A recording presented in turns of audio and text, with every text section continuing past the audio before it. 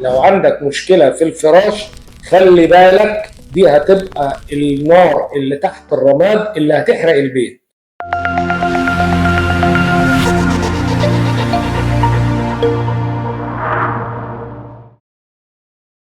اتكلمنا في الحلقات السابقة عن الضعف الجنسي والعجز الجنسي والمشاكل والآثار المترتبة عليه، وقلنا كنوع من المعلومة والنصيحة لجميع اخواتنا الرجالة، لو عندك مشكلة في الفراش خلي بالك، دي هتبقى النار اللي تحت الرماد اللي هتحرق البيت. والمشاكل اللي موجودة في المحاكم تلتينها بسبب مشاكل في الفراش، مش المشاكل الاقتصادية. لانه الست ممكن تصبر طالما حضرتك اخلاقك كويسه، طالما بتراعي ربنا فيها، طالما انك مش مقصر عليها. لكن عندك مشكله ماديه هتحتمل معاك، هتصبر، هتشتغل، هتكافح، هتساعدك، تمام؟ او على الاقل لو مش هتساعدك هتوفر لك.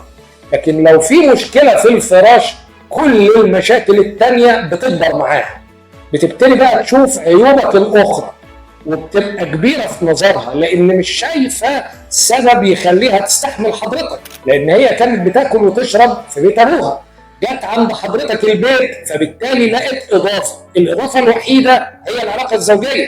فلو العلاقه الزوجيه بالنسبه لها بتسبب لها توتر او قلق او الم او عدم متعه او تمتعهاش، فهي هنا وجودها معاك بقى حمل عليها، لان انت يعني محملها مشاكل اسره وما بتديهاش الحاجه اللي هي المفروض اتجوزت عشانها.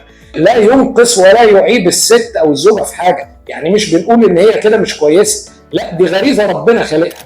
لكن انت اللي معتبر ان ده كمجتمع شرقي يعني شيء ثانوي، هو ليس ثانوي، تمام؟ واساسي في العلاقه الزوجيه. قلنا قبل كده ان في العجز الجنسي هو مرحله اصعب من الضعف الجنسي. الضعف الجنسي له تعريف، اللي هو اي ركن من اركان العلاقه الزوجيه اللي تؤدي الى فشل هذه العلاقه، تمام؟ ايه اركان الضعف الجنسي؟ وما بيظهروش مع بعض على فكره، يعني عمر ما في واحد بيظهر معاه اللي هقوله ده كله في وقت واحد. هي بتبدا حاجه وبعدين بتكر وراها بقيه الاعراض. اول نقطه بتيجي هي فقدان الرغبه او انخفاض الرغبه، يعني انت بدل ما كنت بتؤتي زوجتك كل يوم او اتنين بقيت تؤتيها كل 3 ايام، كل اسبوع، كل اسبوعين، كل شهر، كل شهرين. في ناس بتيجي مركز صحه رجال بتقول انا بمارس مره كل 6 شهور. كويس؟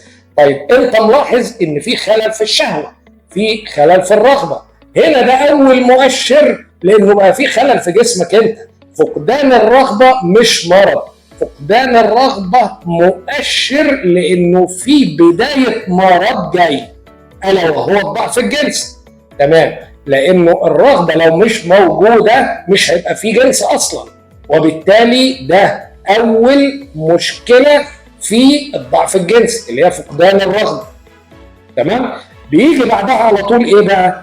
بيجي بعدها ضعف الانتصاب الاولي، اللي هو ايه؟ اللي هو ضعف الانتصاب اثناء المداعبه. يعني الاول كان مجرد ما بتداعب مراتك بيحصل انتصاب قوي، طالما الرغبه مش موجوده عمر ما هيبقى فيه انتصاب قوي. ثالث نقطه، لو حصل انتصاب حتى ولو غير مرضي بيبقى غير كافي للعلاقه الزوجيه، تمام؟ وعلشان خاطر كده بنلاقي الشكوى اللي بعد كده اللي هي ايه؟ هروب الدم او انكماش العضو اثناء العلاج. كويس؟ النقطه اللي بعد كده بيبقى فيه سرعه قصف، تمام؟ النقطه اللي بعد كده انكماش العضو الذكري. يبقى احنا قلنا ايه هو الضعف الجنسي؟ التعريف، سواء كان كل المشاكل دي او ايا منهم، طالما بتؤدي الى فشل العلاقه الزوجيه او الى اكمال علاقه زوجيه مرضيه بطريقه سليمه، فده درجه من درجات الضعف الجنسي اللي بتستدعي ان حضرتك تلجأ لمتخصص. يعني نعيد تاني، لو الرغبه بتقل، لو الانتصاب الاولي بيقل، لو العضو الذكري بيهرب منه الدم اثناء الممارسه، لو في سرعه قذف، لو في انكماش في العضو او انكماش في الخصيه. دي تعريف الضعف الجنسي. طب العجز الجنسي بقى كل المشاكل دي مع بعض مع عدم حدوث علاقه سليمه بصفه مستمره اكتر من 3 شهور، كده دخلنا في العجز الجنسي.